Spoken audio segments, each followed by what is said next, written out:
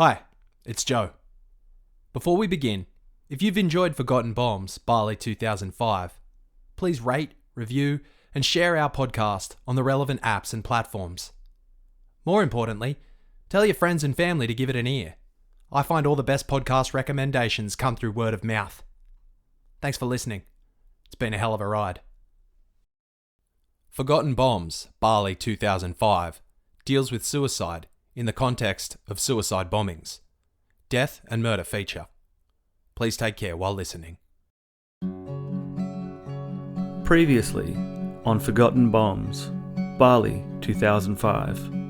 Noordin had left the house mere hours before the raid began. It was to prove a frustratingly frequent story, Noordin eluding the authorities on multiple occasions.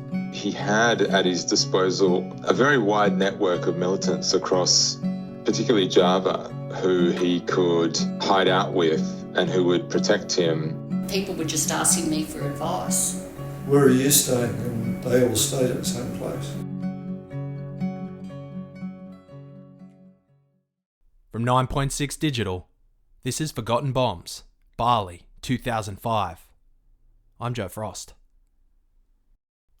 On the 12th of October 2005, 11 days after the attack, my dad, Dietmar Letterwash and I were in Canberra, where we had been invited to lay a wreath at Parliament House for the third anniversary of what was now being called the first Bali bombing. Tony Abbott was a generous chaperone who made sure we felt welcome. We met Prime Minister John Howard and Leader of the Opposition Kim Beazley. I expressed to both of them, separately, my desire to join the Australian spy agency ASIO. Each man laughed, immediately and loudly. It was the correct response. On the drive home, my great aunt called Dad. Doreen was a nun. I'm named for her religious order. We had a good bond. But when Dad answered on speakerphone, he glanced at me in the rear view and I shook my head. I couldn't do a chat. So Dad caught up with his aunt. Talked work, talked life. At some point, I came up. God has plans for that boy, Doreen said. It stuck with me. Not because I felt I had a sense of destiny, but because if God had a plan for me, that meant God had a plan for Jennifer, and Colin, and Fiona, for Brendan, for all 20 people who died. And all their families, and all their friends, and all their work colleagues, student body members and teammates, their fellow parents at any number of the school, sporting or social commitments, the people they have only met recently but enjoy a chat with, and all those people who they miss because they haven't seen them in a while. A person's life can be so rich, grow so large, affect so many when it is cruelly taken away. God has a plan. God is great. That's what Salek Ferdos said. A few months later, the AFP came to my parents' place to debrief us. It was when they gave me back my lucky shirt. We got an update, the details of which elude me. I really only had one question. Why wasn't I injured, or worse, in the blast? They told me the likely answer was that the terrorist had been facing me when the bomb went off. His body wore the brunt of the shockwave, which knocked me to the floor. Basically, I was in the bomb's blind spot, just close enough to hit the ground before the shrapnel ripped through the body of the man wearing the pack. When I spoke to David Craig, he said the bombers used their body as a shape charge. They identify the targets, turn 180 degrees, and then detonate. The Bali project, the planning document all three suicide bombers were following, had specified that the deaths of foreign businessmen will have a greater impact than those of young people. The youngest person at the table, perhaps Salek correctly guessed I was not a businessman. Shape charge. He was facing my direction. That's why I didn't get hit with any shrapnel. Maybe he made the choice to face the one who's not a businessman. Perhaps the last thing he ever saw was the back of my head. I wonder about him sometimes. We were about the same age. Both came from big families. Both attended religious boarding schools. They are shallow comparisons. Our lives were very different. Perhaps where we really diverged were our teachers. Salek had men like Noordin Top and Azhari Hussein telling him that actions of death and murder were the answer. My teachers are people like Dietmar Lederwasch and my dad, whose answers are love and life. The lessons of my teachers have helped me create a home with my family. The lessons of Salek's teachers brought him to an abrupt and violent end, far too young and full of hate. Whether he meant to or not, Salek Ferdos's final act on this earth was to save my life, while simultaneously maiming and murdering others. What drives a person to that? Allahu Akbar. Maybe God is great. Maybe God had a plan. Me?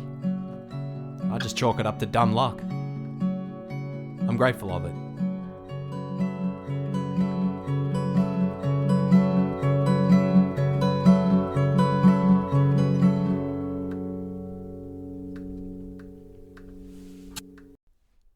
It was almost 4 years after the 2005 Bali attack that Noordin Top and his network reignited their campaign of murder. On the 17th of July 2009, the JW Marriott and Ritz-Carlton hotels in Jakarta were each hit by a suicide bomber. 9 people, including 3 Australians, died in the blasts, while around 50 others were injured. The planning showed a new level of sophistication for Noordin's network, having established a cell member as an employee at a florist in the Ritz-Carlton all the way back in 2005. This inside knowledge helped the bombers to surreptitiously rent a room in the hotel and then bring in the materials to construct the bomb in that room. Associate Professor Quintin Tembi of Monash University's Indonesia campus remembers a sense of security violently ripped apart. There was this lull where it looked like maybe Noordin had disappeared, or maybe he'd been killed already and it hadn't come to light. No one knew what was happening. And then all of a sudden, this 2009 attack on the Ritz-Carlton and the Marriott hotels, which are connected through one of the major malls here in Jakarta. Yeah, it had a major psychological impact because there was this sense that we're still living in the era of terrorism in Indonesia. It had as I felt, a sort of like depressing effect on the sort of public psychology, if I can call it that. And it took out and killed and maimed well-known figures in the business community. The attack came less than a month after police had raided the home of Noordin's father-in-law, Baradin, where they had discovered explosives. Noordin and Baradin had escaped before the raid. It is believed the raid may have led Noordin to execute the attack on the hotels sooner than originally planned. While police found the now expected decapitated remains of the 2 suicide bombers, this time live leads were discovered within hours of the explosions. Reviewing hotel's CCTV footage showed the role the florist had played in executing the bombing. And while he had obviously fled, the name, address, and 4 years of employment history meant there were plenty of viable lines of inquiry. However, before they nailed the florist, the Indonesian authorities found Amir Abdillah, the man who had booked the hotel room in which the suicide bombers had stayed and constructed the devices. Abdillah was arrested on August the 5th, and over the following 3 days, police surrounded 2 houses, one just outside Jakarta, the other in central Java. The siege at the house near Jakarta led to the deaths of 2 suspected terrorists, both fatally shot. A search of the premises found 500 kilograms of explosives. It is suspected this enormous haul was going to be used in a plot to assassinate the Indonesian president. As for the siege in central Java, it was another violent standoff, as bullets and bombs flew over 17 hours. At its conclusion, a single dead body was found in the building, and the Indonesian authorities declared they had killed Noordin Top, the most wanted man in Southeast Asia. The relief and celebrations, however, were short-lived. On the 12th of August, Indonesian authorities returned results from DNA testing, which showed the man in the morgue was not Noordin. Rather, the bullet-riddled corpse was that of the florist who had been so central to the bombing of the Ritz-Carlton and Marriott hotels not a month earlier. Noordin had escaped. Again. The amount of close calls that saw members of Noordin's network eliminated, but he himself just managing to escape, could have been perceived as having something of a smell about it. Tony Abbott played an enormous role in Bali 2005, both in Kuta and then in Canberra, but his time as Minister for Health, Leader of the Opposition, and then eventually Prime Minister, gave him an understanding of the broader security ramifications few could match. I asked him about Australia's relationship with Indonesia regarding security and terrorism in the wake of so many deadly attacks affecting our two nations. Our relationship with Indonesia was pretty fraught in the early 2000s, but thanks to the wonderful relationship between John Howard as Australian Prime Minister and President Yudhoyono, SBY, as the Indonesian President, those incidents, the terrorist incidents, brought the relationship between Indonesia and Australia to a real high point because we worked together on issues that were very, very important to both of our nations. I mean, obviously, the well-being of the Australian victims of those terrorist attacks, the importance to the Indonesians of cracking down on Islamist terrorism for their own internal stability. It was a bit of a golden period in terms of the relationship between Australia and Indonesia when both countries realised how much we needed each other and could do for each other. So look, the relationship between Australia and Indonesia has waxed and waned over the decades, but our cooperation over those terrorist incidents was very, very close, very, very candid and intimate, and thank God it was. Did you take any personal interest in the Indonesian police tracking down the perpetrators? Look, I did. I was confident that they would do the best job they could, and I was also confident that our police would be absolutely ferocious in trying to ensure that that happened.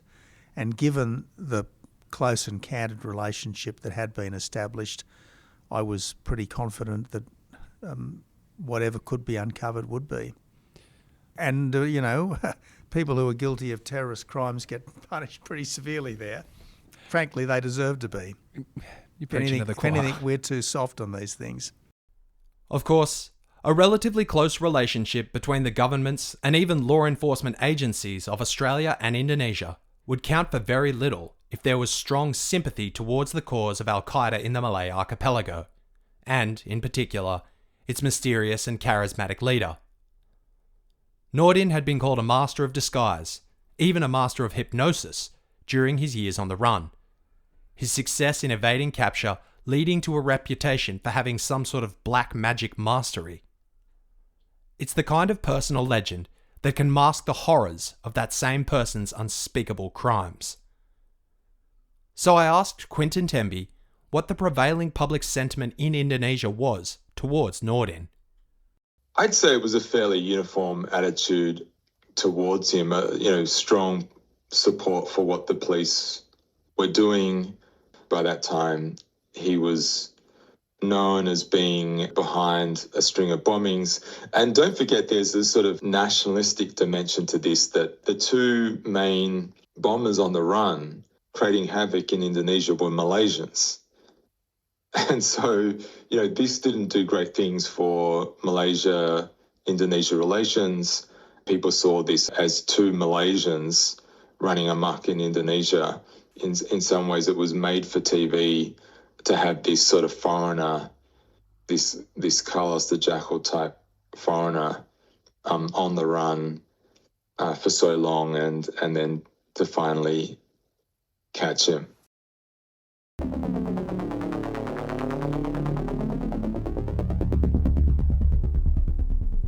While Noordin had managed yet another Houdini act, throughout August and September of 2009, the arrests continued.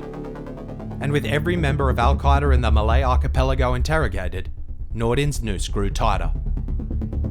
Then, on September the 17th, 2009, police raided a hideout near Solo in central Java. This time, they had Noordin Top pinned down, and it was confirmed in real time they actually had him, because a TV camera crew was broadcasting it. It was just this very high-tempo series of events leading up to a dramatic siege of the hideout Noordin was staying in, and then a shootout with the police, and that all unfolded live on television. I remember being fixated on the TV. It was really quite extraordinary because it was in a public location, a kind of isolated village house at the sort of the edge of a village. But the point was, it was in a location that I think it was impossible for the authorities to shield from the television cameras. And so typically in police sieges like this, what they don't want is a live feed of the activity from behind the lines, because then of course the militants, if they can get access to that feed, they can use it as intelligence to counter what the police are doing. But none of that was possible, and this was all of a sudden happening and unfolding live on TV. You could see the apprehension in the police as they expected Noordin and his followers there to not surrender and to try to take out as many of the police as they could with them, and that seems to be their strategy. As Hari had done before them, remember that as Hari had that strategy that he wasn't going to be arrested, he would go out by suicide or in a shootout. That was the problem that the police had when they finally caught up with Noordin, and it led to this protracted, quite messy exchange of fire and explosives. I asked Quinton if he had a sense of the moment as he was witnessing it, that this was the last stand of the infamous Noordin Top. I just remember being amazed that it was going to be played out on live TV, and that I'd never seen anything like that before, where you see, this approach to Noordin's safe house, for example. You see before they start firing, and then you see it all the way up to the police breaching the house. So yeah, I just remember being incredulous that there was a live feed of the event, and then it had all come down to this. For someone who, was in the shadows for such a long time, such that it wasn't even clear what Noordin looked like.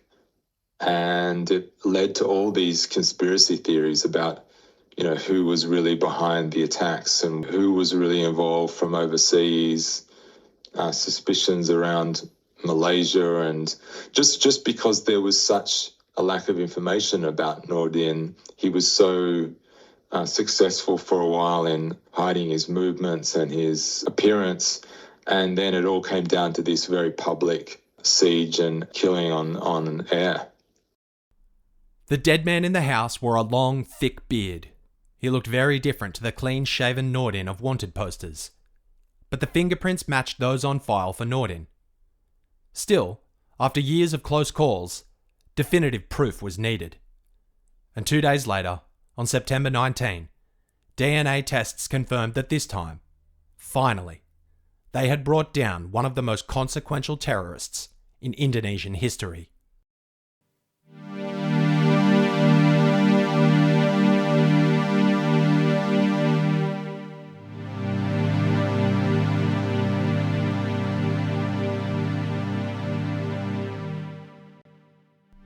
Noordin's death signified an end, of sorts, to a chapter in Indonesian terrorism.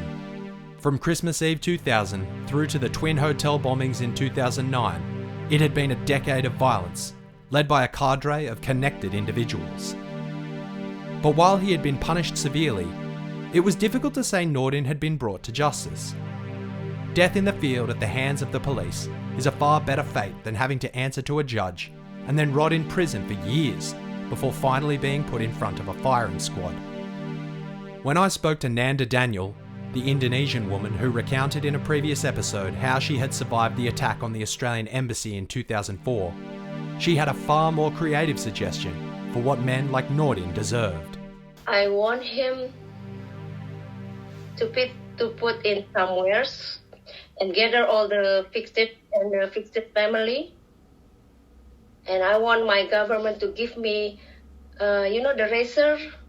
Yeah. I want to have that one, and we can slice it, a small slice in their skin, and put some lemon, and I think that will be fair. What we've been through is very painful. The psychology is very painful, and I think it's worth it, not the death sentence. But don't mistake Nanda seeking a bitter punishment for her carrying bitterness. Because while Noordin's story ended in a violent standoff, Nanda's story continues. These days, she visits schools and prisons across Indonesia, sharing her story as a survivor to help battle the scourge of extremist violence with truth and knowledge. Nanda makes these visits alongside other people affected by terrorism. Former terrorists. It took me 2 years, I guess, to forgive them, to be able to talk with them. It's very hard at the first time, but yes, we can work together and make friends with them, finally. In my first meeting with the ex-terrorists in 2015, I met with, his name is Ali Fauzi. It's Ali Imran's brother. The one who made the bomb for the Bali Bombing one. I met his brother. Yeah, it's been 10 years we worked together. During the project, we had a chance to communicate, to talk with each other. And I asked about their family. And from that, it finally made me realize that their life is not that good. Their neighbors, when they found out that he was ex-terrorism, the neighbor will never talk with the family, not get a job. Their son, their daughter cannot go to a proper school. And hearing their miserable life makes me realize that they already paid what they cost us. That's why I can forgive him. A lot of sad stories about him. Like, there's a good university in Indonesia. Maybe we can say the Harvard of Indonesia. One of the ex-terrorists is graduated from that school, but he just selling ice, You graduated from Harvard and you're just selling ice? And I feel sorry for them. I asked Nanda, as a Muslim, what she thought of terrorists using her religion as an excuse for their actions. They're just stupid. Most of the ex-terrorist story is that they disappointed with the government. They feel like they didn't get a fair life from the government. They think that the government is not fair enough, is too greedy and everything. So they started to learn how to repay the government in Muslim way. And they find out about the jihad, so they become the terrorists. And they did it. But after they met us and heard about our story, they said, what we were doing is very wrong. You guys are a very nice person. I did horrible things to you. I'm really sorry for that. And he said, I know this was wrong and I know you cannot trust us, but I already paid for what I have done. I just feel sorry for them, Just because they don't get proper life, you just do that just to make your voice heard. That's most of the reason why I became a terrorist. Seeking insights from a different faith, I spoke to Dietmar Lederwasch, As a young man in the 1970s, Dietmar went to the seminary and may well have become a Catholic priest. But my dad turned up one Friday night with a bottle of Southern Comfort in hand. Details have never been fully divulged, but Dietmar was not welcome back in class the following Monday. With a beautiful wife, 3 loving kids, and now a host of gorgeous grandkids, Diet's glad that, on that weekend, he chose Louisiana spirits over the Holy Spirit. But he has a sense of perspective that any man of the cloth would do well to emulate. I guess the first thought that came to mind was how sad it was that people would take such terrible actions like sending up bombs deliberately done to kill people. Maybe there's a depth that we don't know how much they suffered for them to do what they did. To be pushed to the stage of killing someone must be unbelievably awful. I'm a real John Lennon fanatic. I do believe all you need is love.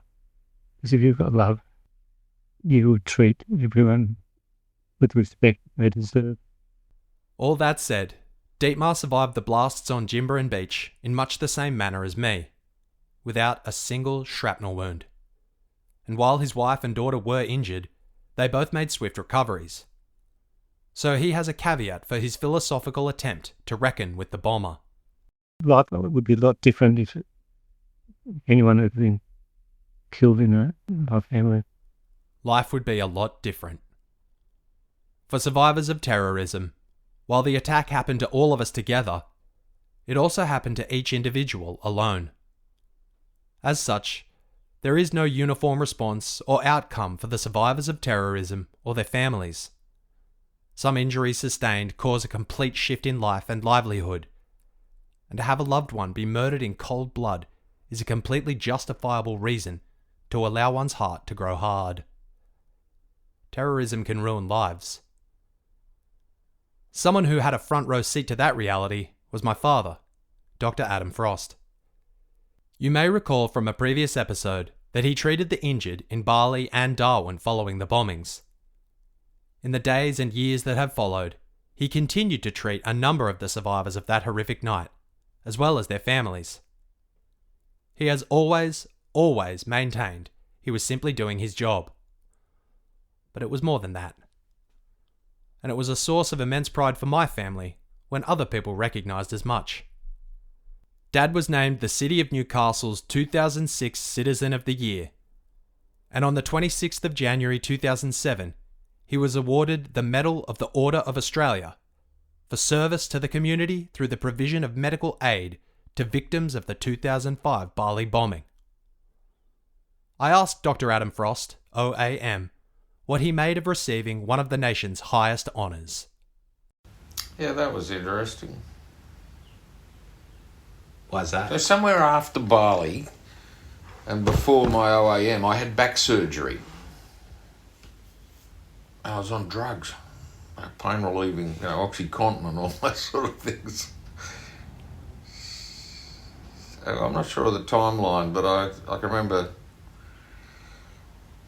limping when I went to Government House, so I presume I was on pills. Dad then proceeded to regale me with stories of the man who had nominated him for the medal, and of that man having fought in the Vietnam War. And not because Dad's still on opioids, just because he'd rather talk about someone else's service and sacrifice, because he doesn't like the limelight. So, naturally, I asked Australia's 28th Prime Minister about my dad. Well, he was wonderful. I have a lot of admiration for the medical profession, and your father was an exemplar of the medical profession at its best. Very professionally competent, full of human empathy, and determined to move heaven and earth where necessary to get the best outcome. It's been like pulling teeth trying to get him to say nice things about himself. But again, that's the Aussie male at his best. It doesn't believe in blowing his own trumpet. The Aussie male at his best. I think so too.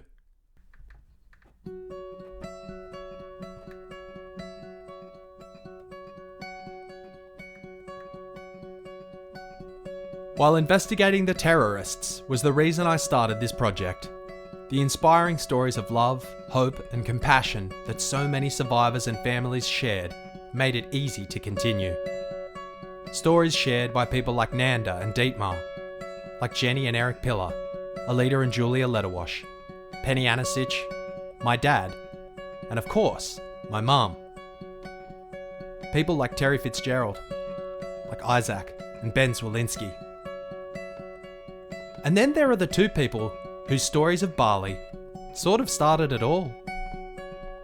Kim and Vicky Griffiths first visited the Island of the Gods all the way back in the 1970s, when they were just a couple of kids in their 20s. The place was overrun with pigs and dogs and chooks. The local people were warm hosts. There were unique opportunities to indulge. There was a thing called a 747 cocktail, which was made of magic mushies.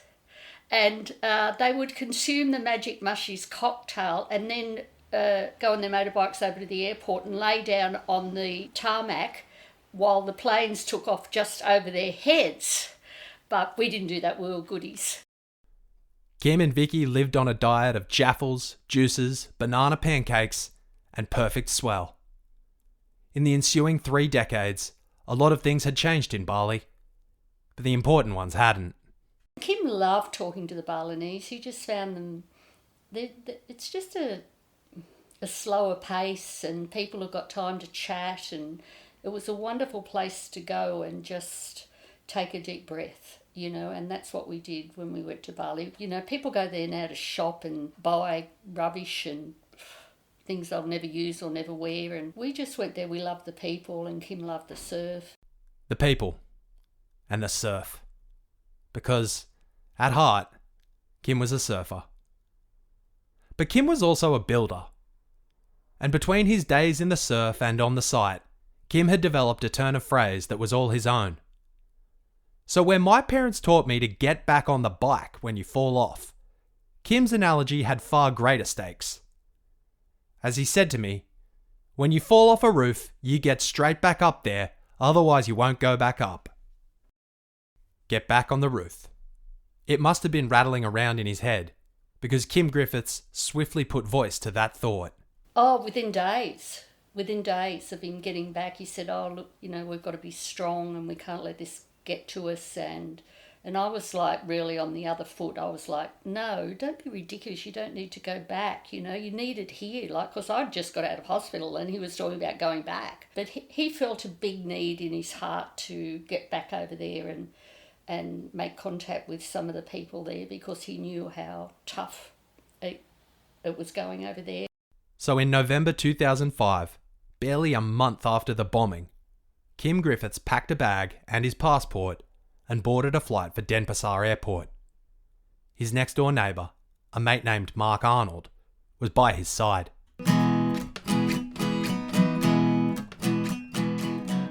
Kim was talking to me one day and he said he'd like to go back to sort of not create a barrier or a mountain in front of him. He thought he wanted to go back and basically thank the people who helped him and the others that have been injured.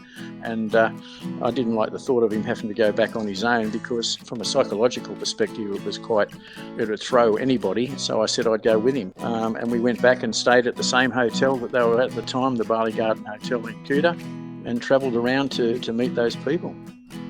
The people Kim and Mark travelled around to thank included doctors and nurses, expats who had come to the hospital or hotel to help in the wake of the blasts, the staff at the hotel, even the people selling wares on the beach. Mark remembers visiting staff in a hospital in Sanur, on Bali's east coast. He wanted to go and thank them, and they came out, and I think they were really appreciative, because the Balinese people, they're a lovely group of people, and they were dismayed by the fact that their island had been bombed and the impact that it had on tourism, which is a significant economic factor in Bali. So they were very appreciative of Kim coming over so soon after the bomb had blown up to thank them for their support during a very difficult time. Kim didn't bring his surfboard for that trip. Maybe he didn't think he would get a chance to use it. More likely, however, was that Kim knew that if he wanted to go for a wave, he had a good mate who would lend him a board. Udin was a surfer too. When we met Noordin, he was probably around 20 or maybe 18. And Kim would go out surfing with him, and we'd chat to him on the beach, and he would do surfing lessons, and we stayed in contact with him. So how old would he be now? Oh, God, I think he's 50-something, I think. So this is a decades-long friendship. Yes. And everyone's been to his house, and it was good for the boys to go there because, in fact, his house is just like one room, and in the corner of that one room is his prayer mat because he's Muslim. His wife is from Java, and she's gone back to Java to the family farm, but his two boys are now sort of a similar age to when we met Noordin. So, yeah, he's been a good friend. They're pretty amazing people. Like, we speak English. I think Noordin speaks 6 languages, and he never went to school. He's a lovely bloke, and he really appreciates the simple life. He loves the water. Vicky didn't go with Kim that first time, in November 2005. But she went the following time, and each time after that. She reckons they had done around 15 trips back to Bali since the 1st of October 2005. The most recent trip, however, in July 2025, was different.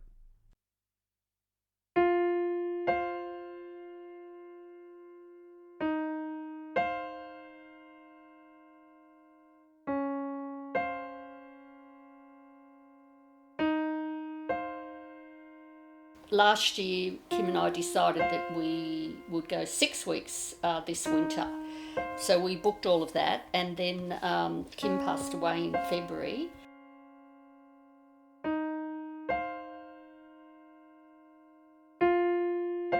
I was sort of, wondering whether I should go, and then Jordan, my youngest son, said, I'll come with your mum for a week or 10 days, and then Kyle said he would come, and and then I had other friends over there for 3 weeks, and so I did have 6 weeks there, and I enjoyed it. It was bittersweet, but I know Kim would have wanted me to be there, and it's part of our life. One afternoon, Vicky and 2 of her sons boarded a boat and headed out onto Kuta Reef, the 3 of them joined by 2 close friends. We were out in the typical Balinese boat with the wings, the butterfly boats, I think they call them, with the wings out. There was Noordin, and then Kim's friend Michael Lynch, who lives over there with his Indonesian wife Linda. So it was only a handful of us there, but it was beautiful, yeah. As I said, we scattered some of Kim's ashes, which was sad but beautiful at the same time, and and I know he would have liked being over there. He's surfing Kuta Reef forever now, so that's how I feel anyway. With Kim finally at one with the waves he'd spent his adult life chasing, Vicky wanted to raise a glass to her husband. The other funny thing that happened, I bought a bottle of Moe to have a toast to Kim after we'd scattered his ashes, and I said, Noordin, how strict are you Muslim? Would you like a glass of this? He said, I only strict when necessary.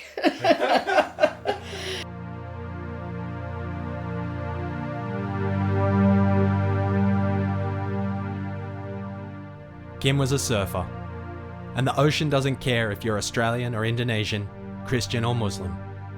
That means nothing when a metric ton of salt water is bearing down on you from 6 feet, and you can either ride the wave or eat it. So you keep an eye on your mates when you're out there. And there are plenty of mates to be made, whether they've got a familiar accent or they speak 6 languages. J.D. Salinger wrote, "The mark of the immature man is that he wants to die nobly for a cause, while the mark of the mature man is that he wants to live humbly for one." In November 2005, a month after 20 people were murdered and more than 100 others injured in the most terrifying event of his life, without any fuss or fanfare, Kim got back on the roof. And, having done so, Kim went back to Bali, time and again, with his wife and his sons and his mates, to spend time with the friends they had made in all their years visiting, to eat banana pancakes, and to go surfing.